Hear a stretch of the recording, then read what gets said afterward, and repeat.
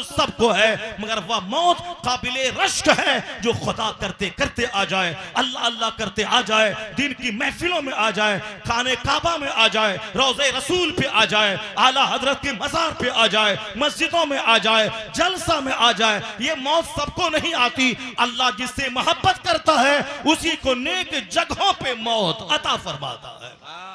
जब आज sudden death, अचानक मौत आ रही है, किसी भी वक्त में कोई मर सकता है, उससे पहले अपनी जिंदगी का जायजा लेना चाहिए कि मैं कहां हूं और मैं क्या कर रहा हूं, मैं किस रास्ते में हूं, नेकियां कितनी मेरे पास हैं। अगर कल फजर के बाद मेरी मौत का ऐलान हुआ तो आज ही गौर कर लें कि नेकियां मेरे पास कितनी हैं और बुराइयां कितनी है।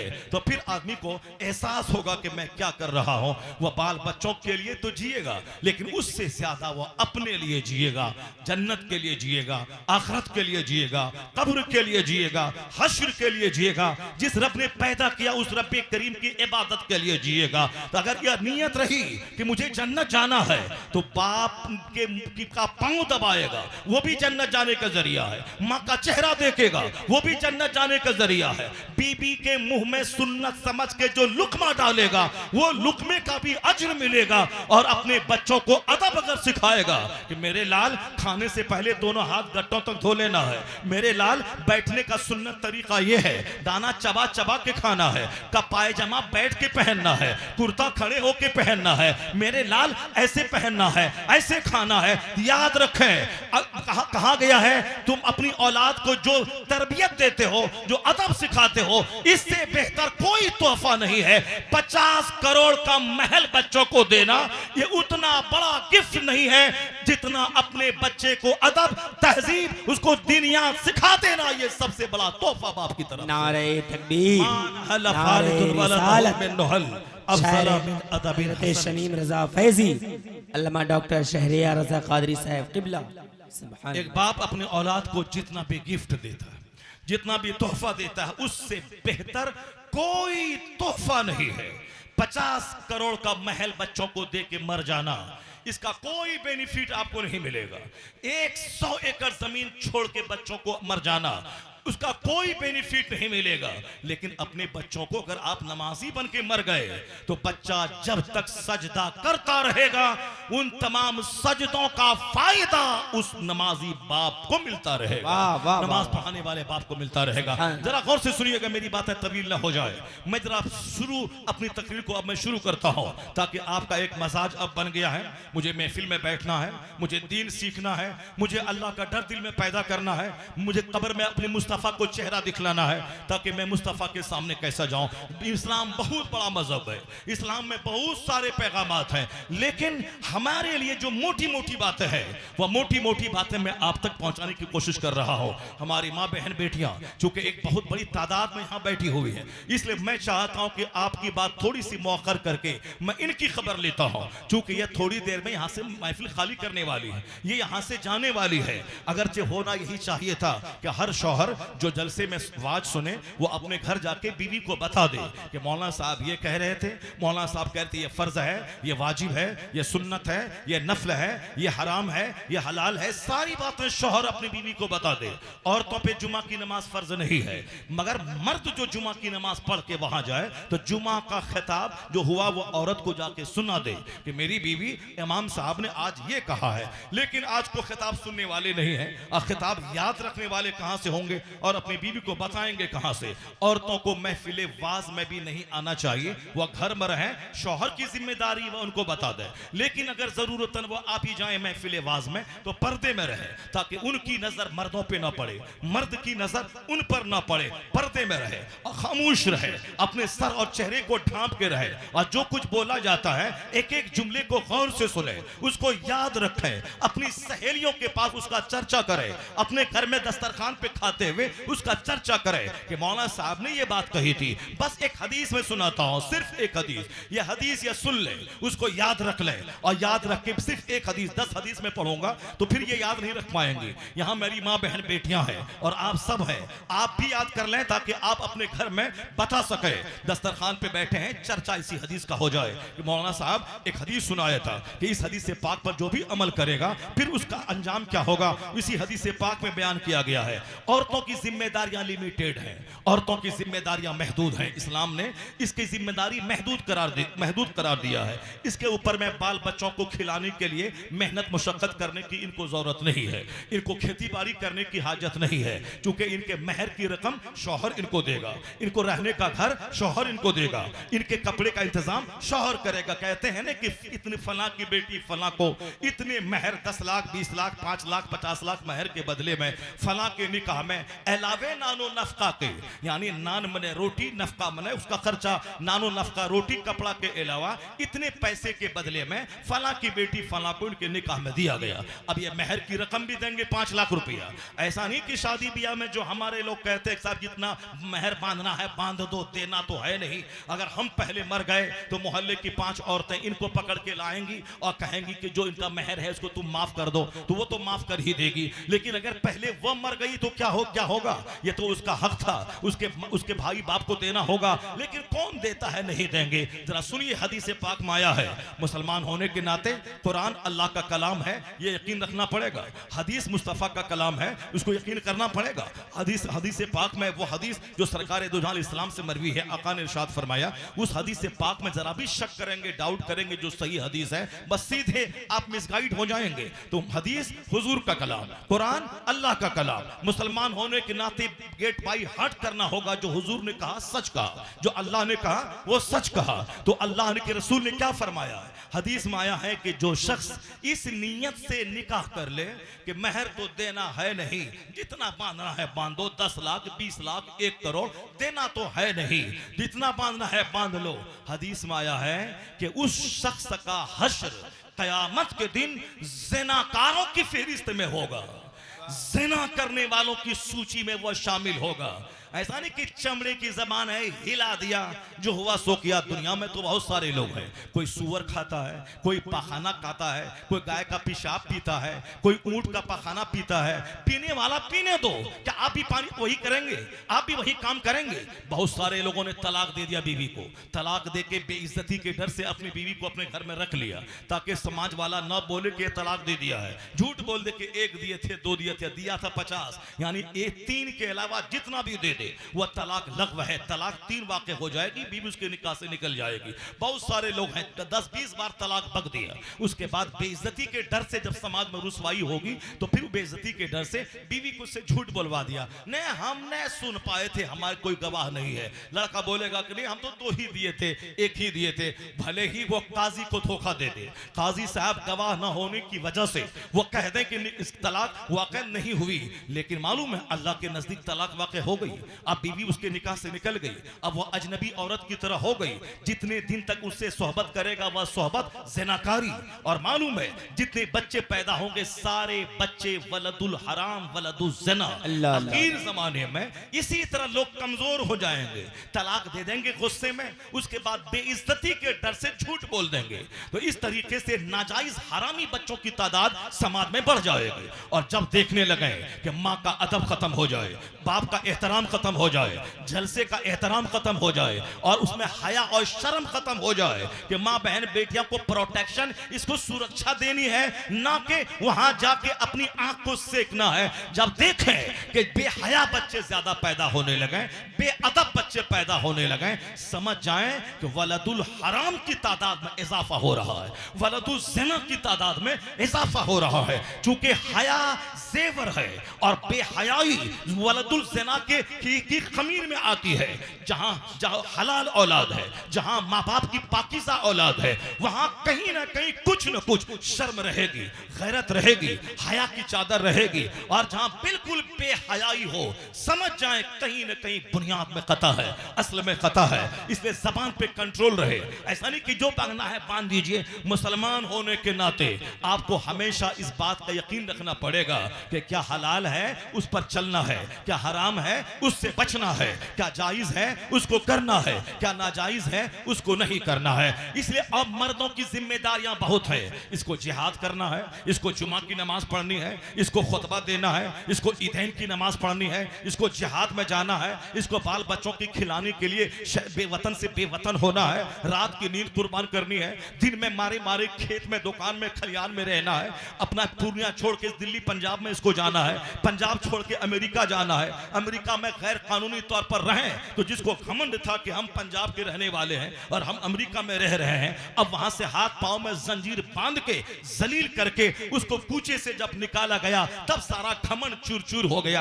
ये बिहारी है, गरीब है, कमाने के लिए पंजाब आया है, और तुम पंजाबी है कमाने के लिए अमेरिका गया है, तो बिहार से पंजाब जाने वाला वो तो हाथ पांव में हथकड़ी और बेड़ी पहन के वहां से नहीं आता है, या तो मस्त रहता है, वहां गया मेहनत किया कमाया खाया 4 महीना रहा फिर वापस अपना घर आ गया। हिंदुस्तान का रहने वाला, हिंदुस्तान उसका वतन है, बिहार भी हिंदुस्तान में है, पंजाब भी हिंदुस्तान में है, लेकिन तुम तो आला कमाई के चक्कर में अमेरिका गए थे और वहां का न तुम्हारे पास वहां का वीजा था और गैर कानूनी तौर पर रह रहे थे। अब बड़े रुसवा होकर उस गली से निकल के हिंदुस्तान आ गए, हाथ में हथकड़ी पांव में बेड़ी। अब बोलो बिहारी के खिलाफ, अब बोलो भैया के खिलाफ कि तुम हमारा अपना गांव छोड़ के मेरे यहाँ कमाने आते हो। तू वहां कमाने के लिए गया था, कोई जानता नहीं था, लेकिन जब बेड़ी पहन के आया है तो सारा हिंदुस्तान जान रहा है तू वहां से हथकड़ी और बेड़ी पहन के आया है। घमंड मत करना, सारा हिंदुस्तान हमारा है, हिंदुस्तानियों का सम्मान करना जरूरी है, मगर तुम हिंदुस्तान में रहने के नाते बोलता है मैं गुजरात का हूं, मैं बिहारी से अच्छा हूं, मैं महाराष्ट्र का हूं, मैं यूपी वाले से अच्छा हूं, मैं आसाम का हूं, मैं बिहारी से अच्छा हूं। ये घमंड वाली बोली क्या बोलता है? यहां बिहारी असमिया करता है और वहां हिंदुस्तानी होने के नाते हाथ में हथकड़ी और जंजीर पहनाई जाती है। क्यों ऐसा काम करता है? हिंदुस्तान का हर स्टेट हिंदुस्तान में है, हर डिस्ट्रिक्ट हिंदुस्तान में है, हिंदुस्तानी बन के जियो, किसी को हकीर मत समझो, बल्कि ये कहो कि चीनो अरब, बल्कि ये कहो कि चीन से अच्छा हिंदुस्तान हमारा, अमेरिका से अच्छा हिंदुस्तान हमारा, जापान से अच्छा हिंदुस्तान हमारा, यानी सारे जहां से अच्छा हिंदुस्तान हमारा। हम बुलबुलें हैं इसकी ये गुलशता हमारा।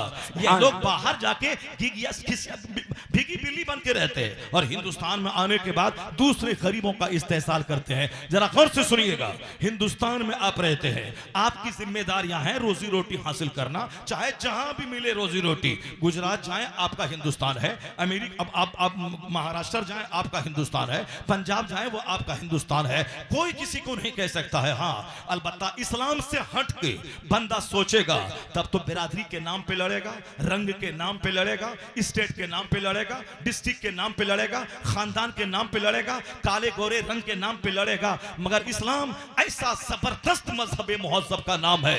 एक गैर मुस्लिम हिंदू औरत वो कहती है कि मैं I have been struck over, मैं बहुत मुतहय्यर हूं जब मैं मस्जिदों का सिस्टम में देखती हूं। एक गैर मुस्लिम हिंदू औरत 2-4 लुच्चे लफंगे इस्लाम के खिलाफ बोलते हैं तो उसको ज्यादा हाईलाइट करने की जरूरत नहीं है। कोई पागल अगर हमको गाली देता है तो हम उस पागल के पीछे अगर पड़ गए तो उससे बड़ा महापागल मैं हो जाऊंगा।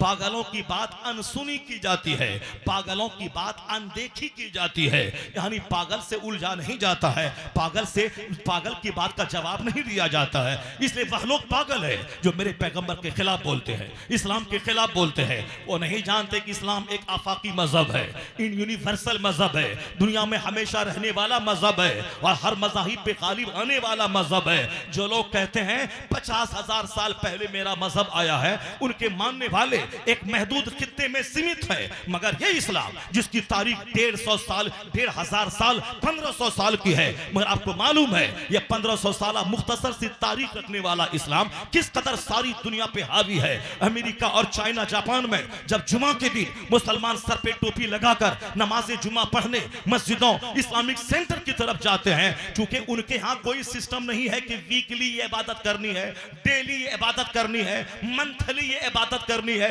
ईयरली ये इबादत करनी है। मगर मुसलमानों को कहा गया डेली 5 वक्त की नमाज पढ़नी है और वीकली जुमा की नमाज पढ़नी है, ईयरली ईद और बकरीद की नमाज पढ़नी है। तो डेली नमाज भी हम पर फर्ज है, वीकली नमाज जुमा भी हम पर फर्ज है और ईयरली यानी सालाना नमाज ईद बकरीद की हम पर वाजिब है। मतलब ये निकला हमारे यहाँ सिस्टम है, डेली का सिस्टम, वीकली का सिस्टम, ईयरली का सिस्टम, उनके यहाँ कोई सिस्टम नहीं है। जब हर जुमा के दिन मुसलमान सर पे टोपी लगाकर इस्लामिक सेंटर मस्जिदों की तरफ जाते हैं तो मुल्क है यहूदियों का, मुल्क है नसरानियों का, मगर हमारी इज्तिमाइयत, हमारी यूनिटी को देखकर वो दंग रह जाते हैं कि यहूदियों के मुल्क में ये मुस्तफा का गुलाम कहां से आ गया, नसरानियों के मुल्क में इनका ये उनके गुलाम कहां से आ गए। लगता है कि सर पे टोपियां, हर तरफ मस्जिदें, लगता है ये मुल्क किसी दूसरों का नहीं, ये मुल्क तो मुसलमानों का है, मुस्तफा के गुलामों का है, ये तो कलमा पढ़ने वालों का है। पूरी दुनिया में ये इस्लामी छाप, इस्लामी शनाख्त, इस्लामी आइडेंटिटी, अगर हमारी सारी बहन बेटियां अगर वो निकाब पहने तो हर बाजार में जो ये जाती है, हर बाजार निकाब पोश खवातीन से भर जाए। अगर हर मुसलमान चेहरे पे दाढ़ी रखे और हर आदमी नमाजी बन जाए, ऐसा लगेगा कि हिंदुस्तान नमाजियों का मुल्क है, हिंदुस्तान दाढ़ी रखने वालों का मुल्क है, ऐसा लगेगा हिंदुस्तान निकाब पोश खवातीन का मुल्क है। ये अपनी पहचान बना के रखें, उससे उसको इज्जत भी मिलेगी, इसकी हैबत भी कायम होगी, यहाँ वकार से रहेंगे और मरे तो गुलाम मुस्तफा बनकर मुस्तफा की जन्नत में पहुंच जाए। अपनी पहचान अगर गंवा देंगे तो दूसरों के पांव का फुटबॉल बन जाएंगे। एक गैर मुस्लिम खातून कहती है, I have been struck over again and again to see this indivisible unity of Islam. वो कहती है, when the azan is sounded the worshippers are gathered, the peasant and the king stand side by side together, the best embodiment of democracy can be seen 5 times a day in the mass। जरा गौर से सुनिएगा, वह हिंदू पढ़ी लिखी खातून क्या कहती है। बहुत मशहूर औरत है डॉक्टर सरोजनी नायडू। हमने ग्रेजुएशन करते हुए उनकी किताब मैंने कॉलेज में पढ़ी है। इतनी जबरदस्त राइटर और जबरदस्त पॉलिटिशियन कि आप दंग रह जाएं। वह एक गैर मुस्लिम हिंदू औरत, वो क्या कहती है, या इन जैसे 1 लाख पागलों पे भारी है वो। ये पागल रास्ता चलते बकते रहे नमाज के खिलाफ, इस्लाम के खिलाफ, ये पागल है। हमारे पास उन पागलों का कोई जवाब नहीं है। उन 1 लाख लोगों के लिए एक जवाब सरोजनी नायडू का एक जुमला है। वो कह रही है कि the best when the azan is sounded the worshippers are gathered, the peasant and the king stand side by side together, the best embodiment of democracy can be seen 5 times a day in the mass। वो गैर मुस्लिम खातून कहती है, जमहूरियत कहां है, प्रजातंत्र कहां है, अगर है तो नमाजों को देखो, मस्जिद में नमाज़े पंजगाना का सिस्टम देख ले। ये जमहूरियत का शानदार नमूना यहां से दुनिया वालों को मिलता है। अजान होती है, नमाजी जमा होते हैं, the peasant and the king, यानी बादशाह और किसान, मालदा बादशाह और मजदूर, ये दोनों एक सफ में जब खड़े होते हैं तो कहते हैं जमहूरियत का शानदार प्रदर्शन 5 वक्त मुसलमानों की मस्जिदों में हो जाता है। The best embodiment of democracy can be seen 5 times a day in the mass। वो आगे बढ़ के कहते हैं कि you find in London an Indian, an Algerian and a Turk, India is the motherland of one, Turkey is the motherland of another. वो कहती हैं कि आप लंदन में जाके देखें, ये 50 साल पहले की बात है। वो कहती है लंदन जाके देखें, एक बंदा इंडिया से गया, एक तुर्की से आया, एक अल्जीरिया से गया, मुल्क अलग, जबान अलग, काम अलग, लेकिन जब नमाज़े ज़ोहर असर मगरिब का टाइम हो जाता है, उस नमाज के टाइम में या इंडियन या अल्जीरियन और या तुर्की के लोग एक सफ में जब खड़े हो जाते हैं, वो कहती it makes man instinctively A brother. ये नमाज का सिस्टम तमाम बिखरे हुए इंसानों को एक खानदान का फर्द बना देता है। ऐसा लगता है कि ज़बान के इख्तलाफ की सारी दीवारें टूट गई, मुल्क के इख्तलाफ की सारी दीवारें टूट गई, आदम की औलाद आपस में भाई भाई बन गई है। यह सिस्टम इस्लाम देता है, यह सिस्टम नमाज देता है। अगर आप अपनी मस्जिद की नमाज, अब मस्जिद में अगर आप खान पठान अंसारी नदाफ करने लगे, इंतहाई शर्मनाक बात है। अगर आप अपनी मस्जिद में अमीर और गरीब का कार्ड खेलने लगे, इंतहाई शर्मनाक बात है। अगर आप अपनी मस्जिद में अमीरी और गरीबी का कार्ड खेलें कि मैं जमींदार हूं, यहां बैठूंगा, ये मजदूर है, ये मस्जिद से बाहर बैठेगा, इंतहाई जिल्लत आमेज ख्याल है। जिस मस्जिद में जो सबसे पहले जाके बैठ जाए, चाहे अदना दर्जे का गरीब भिखारी क्यों ना हो, कोई अरबपति भी उसको उठा नहीं सकता है जब तक कि वो अपनी मर्जी से वह जगह छोड़ के ना चला जाए। यह मस्जिद में है जहां सारा फर्क मिटा दिया जाता है। हम लोग इख्तलाफ में पड़ गए, हम लोग इंतशार में पड़ गए, इसलिए दुनिया की निगाहों से हम गिर गए। वरना यह लोग हमारी इज्जतों को देखकर दिल खोल के रख दिया कि पूरी दुनिया में यूनिवर्सल मजहब, पूरी दुनिया में इंटरनेशनल इंटरनेशनल मजहब, पूरी दुनिया में तहजीब तमद्दुन ऑर्गेनाइजेशन सिखाने वाला मजहब वो मजहब इस्लाम है। अब जरा एक बात मैं बोलूं, फिर उसके बाद वापस मैं अपनी माँ बहन बेटियों को एक हदीस सुनाता हूं, उसके बाद फिर मैं आपकी तरफ लौट के आता हूं। आपकी जिम्मेदारी बहुत बड़ी है।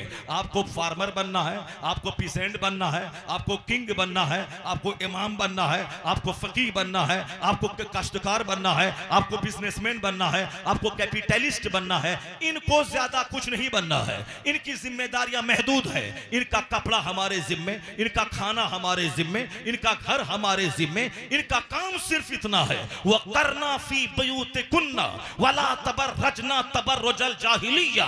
इनका काम है कि औरतें अपने घरों में ठहरी रहें या घर को रश के जन्नत बना दे। और फिर दुनिया में जितना कुतुब है, अब्दाल है, वली है, गौस है, नबी है, सारे नबी सारे कुतुब अब्दाल वो अपनी माँ के शिकम से पैदा हुए हैं। वो औरतें इमाम नहीं बन सकती है, मगर इमाम को जन्म देती है। औरत नबी नहीं बन सकती है, मगर औरतों ने नबी को जन्म दिया है। इनका काम यही है, ये घर में रहे, अपनी इज्जत की हिफाजत करें और अपनी कोख से वो वली पैदा करें, कुतुब पैदा करें, अब्दाल पैदा करें, सलाहुद्दीन पैदा करें, औरंगजेब पैदा करें, मोइनुद्दीन अजमेरी का गुलाम पैदा करें। जब तक ये नेक बनेंगी और मुजाहिदों को पैदा करेंगी तो दुनिया जुल्म से पाक हो जाएगी, शरीफों से दुनिया भर जाएगी।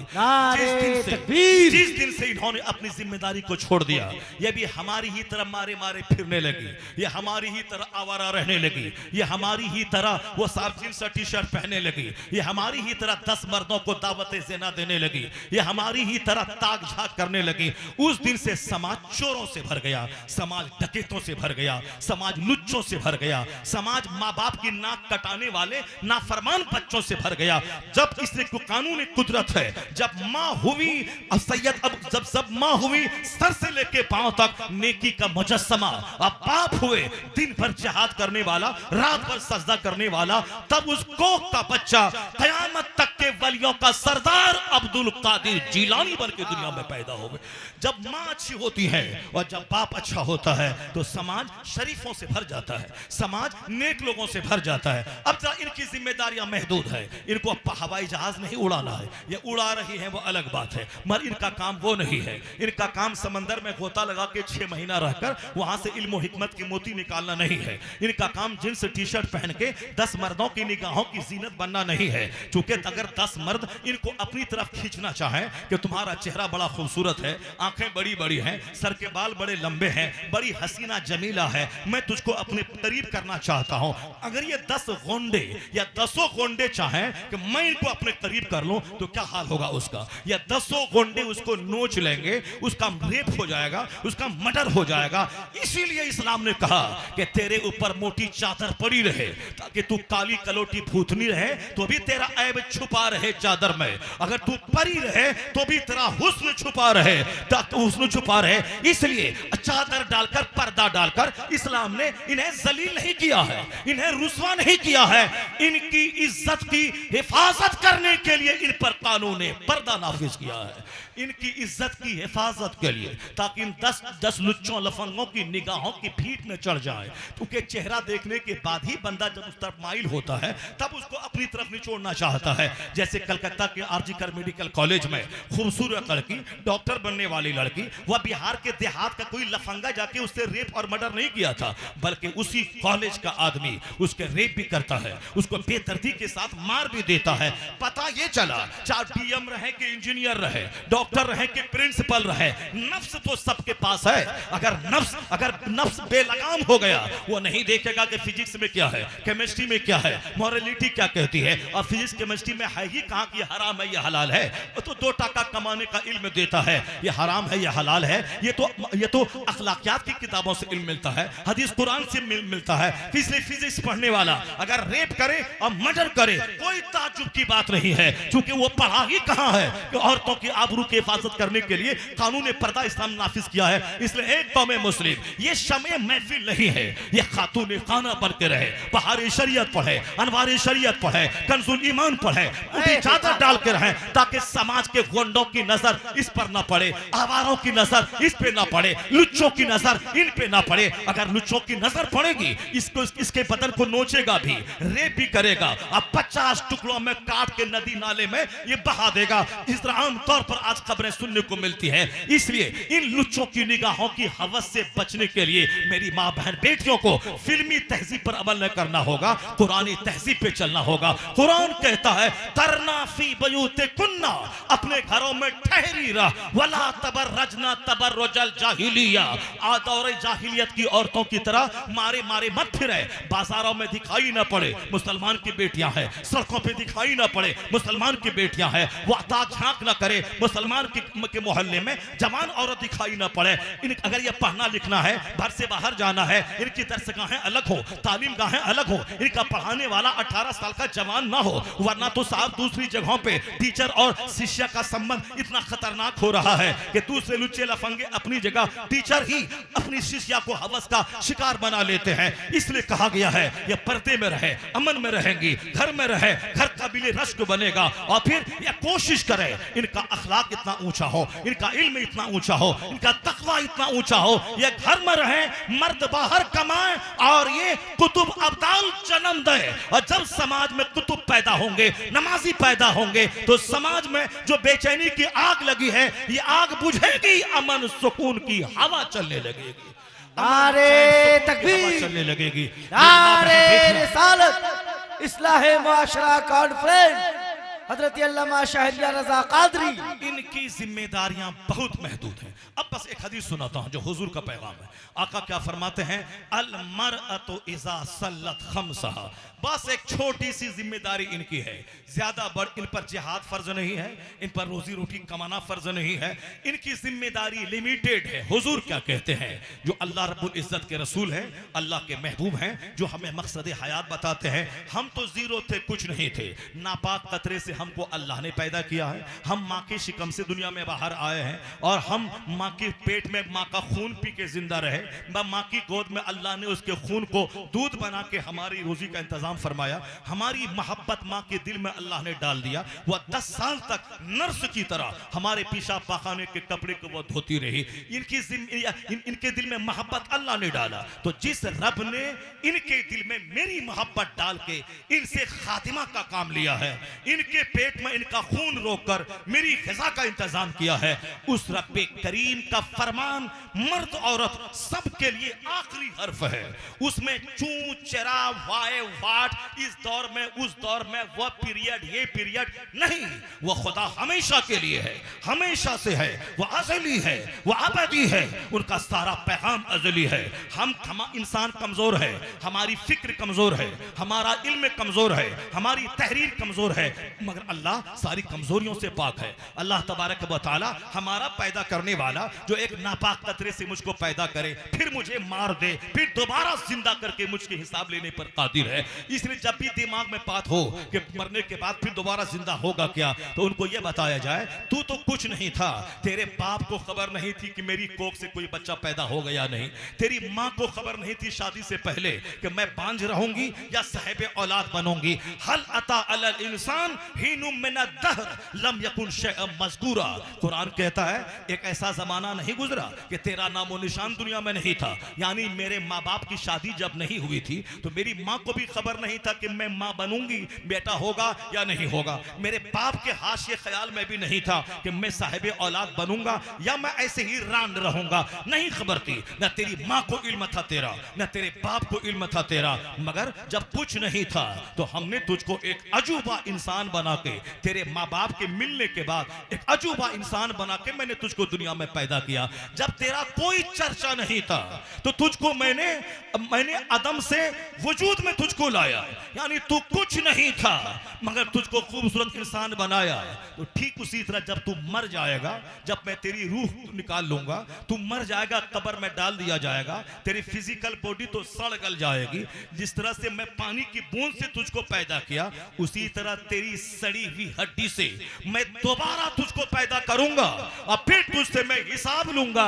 ये बता दे तुमने जवानी किस काम में गुजारी, ये बता दे अपना जीवन तुमने किस काम में गुजारा, ये बता दे तुमने माल कहां से कमाया, कहां खर्चा किया, ये बता दे कि तुमने जो सुना सीखा पढ़ा उस पर तुमने कितना अमल किया। ये 4 सवाल का जवाब जब तक अल्लाह बंदे से ले नहीं लेगा उस वक्त तक बंदे का पांव अपनी जगह से 1 इंच नहीं हटेगा। तो अल्लाह कहता है जब मैंने तुझको पानी की बूंद से पैदा किया फिर दोबारा जिंदा करना मेरे लिए क्या बड़ी बात है।